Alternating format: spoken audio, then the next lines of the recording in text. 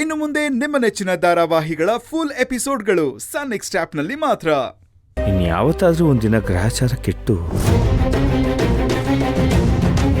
ಬೀಗ್ರೆದುರು ನಿಂತು ಅವಳು ಮಾತಾಡ್ಬಿಟ್ರೆ ಏನಾಗುತ್ತಪ್ಪ ಅಂತ ನೆನ್ಸ್ಕೊಳ್ಳೋದಕ್ಕೆ ಭಯ ಆಗ್ತಿದೆ. ರಾಯ್ರೆ, ಎದುರು ಮಾತಾಡೋದು ಮಾತಾಡದೇ ಇರೋದು ಇದೆಲ್ಲ ದೊಡ್ಡ ಸಮಸ್ಯೆ ಅಲ್ಲ.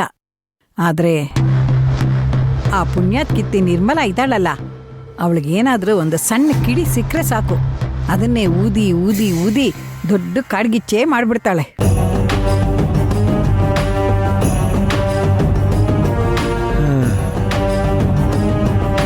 ಅದೆಲ್ಲ ಇರ್ಲಮ್ಮ.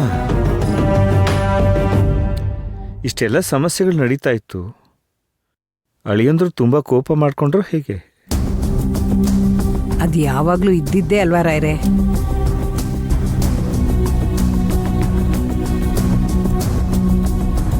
ಯಾಕಮ್ಮ ಇಷ್ಟೊಂದು ನೋವಲ್ಲಿ ಹೇಳ್ತಿದ್ದೀರಾ?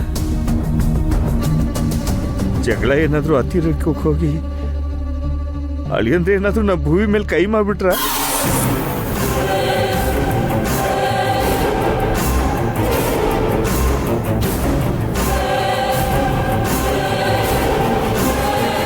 ಅಯ್ಯೋ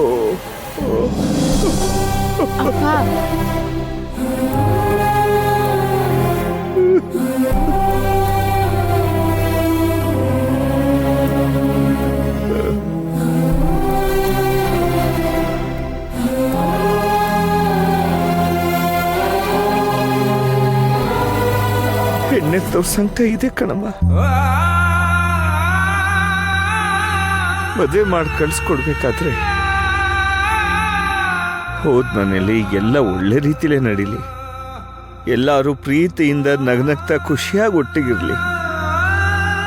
ನಮ್ಮ ಮಗಳಿಗೆ ಯಾರಿಂದಲೂ ಯಾವ ಸಮಸ್ಯೆನೂ ಬರೋದು ಬೇಡ, ಯಾವುದೇ ರೀತಿ ನೋವು ಆಗೋದು ಬೇಡ,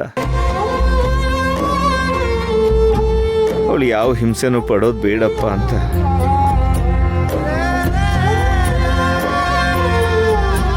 ಈಗಲೂ ನನಗೆ ಏನೇನೋ ವಿಚಾರಕ್ಕೆ ಭಯ ಪಡೋ ಹಾಗಾಗಿದೆ. ರಾಯ್ರೆ, ಯಾಕೆ ನೊಂದ್ಕೋತೀರಾ? ಇದೊಂದು ಮುಗಿದೇ ಇರೋ ಸಮಸ್ಯೆ ಆಗೋಯ್ತಲ್ಲಮ್ಮ. ಅದೇ ಅಪ್ಪ, ಮದ್ವೆ ಆದಾಗ್ಲಿಂದನೂ ಇದೇ ಸಮಸ್ಯೆ ಅಲ್ವಾ? ತಲೆ ಕೆಡ್ಸ್ಕೋಬೇಡಿ ರಾಯ್ರೆ. ಭುವಿ ಹತ್ರ ಇರೋ ಒಳ್ಳೆ ಗುಣಕ್ಕೆ ಈ ಕಷ್ಟಗಳೆಲ್ಲ ಹಂತ ಹಂತವಾಗಿ ಕರ್ಗೋಗುತ್ತೆ. ಅದಕ್ಕೆ ಒಂದೇ ಅಜ್ಜಿ ದಾರಿ ಇರೋದು. ಕಾರ್ತಿಕ್ ಅವರು ಅವ್ರ ಅಮ್ಮನ ಮಾತನ್ನ ಕೇಳೋದನ್ನ ನಿಲ್ಸ್ಬಿಡ್ಬೇಕು.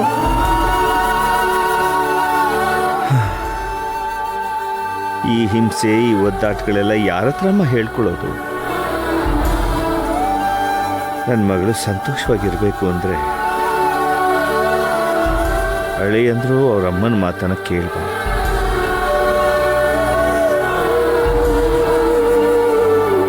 ಇದನ್ನ ಯಾವ ನ್ಯಾಯದ ಜೊತೆ ಸೇರ್ಸಕ್ಕಾಗತ್ತಮ್ಮ? ತಲೆ ಕೆಟ್ಟು ಹೋಗ್ತಿದೆ. ನಾನೇನ್ ದೊಡ್ಡದು ಕೇಳ್ತಾ ಇಲ್ಲ. ಆ ತಾಯಿ ನನ್ನ ಮಗಳ ಮನಸ್ಸನ್ನ ಒಂದು ಸ್ವಲ್ಪ ಅರ್ಥ ಮಾಡ್ಕೊಂಡು ನಡ್ಕೋಬಹುದು.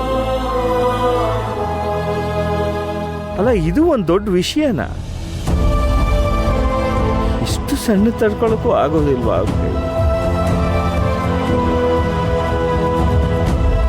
ಅಷ್ಟು ಮಾಡಿದೆ ತಾನೂ ಒದ್ದಾಡ್ಕೊಂಡು ನನ್ನ ಮಗಳಿಗೂ ಕಷ್ಟ ಕೊಟ್ಟು ನಮಗೂ ಹೀಗೆ ನೋವು ಕೊಟ್ಕೊಂಡು, ಅಲ್ಲ ಯಾಕೆ ಬೇಕಿತ್ತಿದೆಲ್ಲ?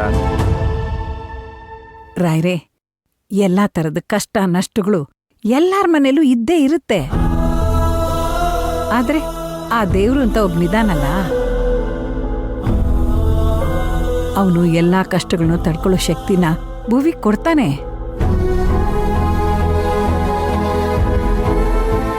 ಇವಳು ಹೇಳೋದು ನಿಜ. ನಾನು ನಿಮ್ಮ ಹತ್ರ ಒಂದು ಕೇಳ್ಕೊತೀನಿ. ಭುವಿ ಮನೆಯಲ್ಲಿ ಅವಳಿಗೆ ಸಮಾಧಾನ ಆಗೋ ಥರ ಮಾತಾಡೋರು ಯಾರೂ ಇಲ್ಲ. ಅವಳು ನೀವೇ ನೋಡ್ಕೋಬೇಕು. ಏನ್ ರಾಯ್ರೆ, ಇದನ್ನ ನೀವ್ ಹೇಳ್ಬೇಕಾ? ನಾನು ಆಗಾಗ ನನ್ನ ಮಗನ ಮನೆ ಬಿಟ್ಟು ನಿರ್ಮಲ ಮನೆಗೆ ಹೋಗಿ ಬರ್ತಾ ಇದ್ದೀನಿ ಅಂತಂದ್ರೆ ಅದು ಭುವಿಗೋಸ್ಕರನೇ. ನೀವು ತಲೆನೇ ಕೆಡ್ಸ್ಕೋಬೇಡಿ ರಾಯ್ರೆ. ಭುವಿ ನನ್ನ ಮಗಳು. ತುಂಬ ಉಪಕಾರ ಆಯ್ತಮ್ಮ.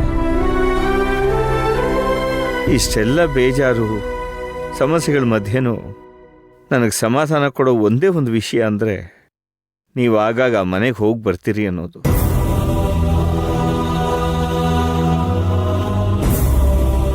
ಸರಿ ಬಿಡಿ ರಾಯ್ರೆ.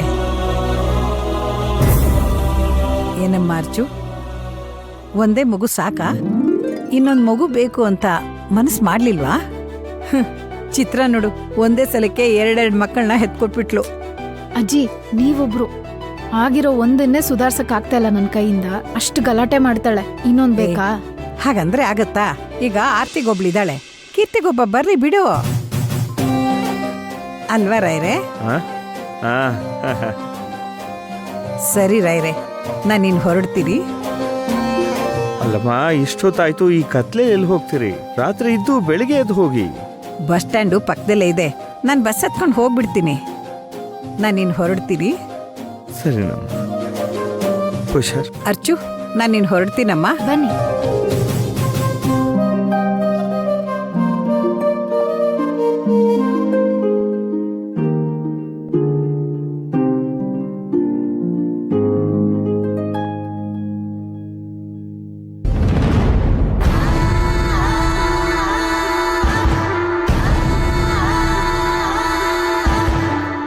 ಚಿತ್ರ, ಒಂದು ಗ್ಲಾಸ್ ಕಾಫಿ ಕೊಡ್ತೀಯಾ?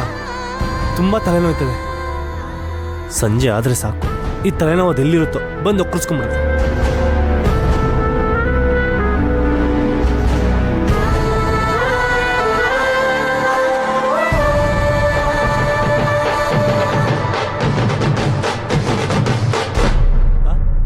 ಪರವಾಗಿಲ್ವೇ? ನೀನು ಅಮ್ಮನ ಥರ ಚೆನ್ನಾಗೆ ಕಾಫಿ ಮಾಡೋದು ಕಲ್ತ್ಬಿಟ್ಟಿದ್ಯಾ. ಇನ್ಮೇಲಿಂದ ನೀನು ಮಾಡೋ ಕಾಫಿನೂ ಕುಡಿಬೋದು.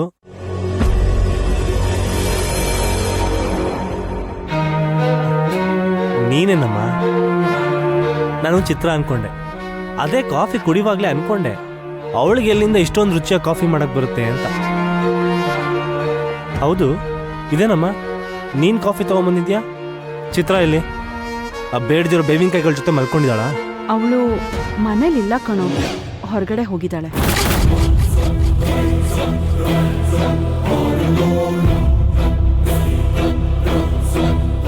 ಹೊರಗಡೆ ಹೋಗಿದ್ದಾಳ?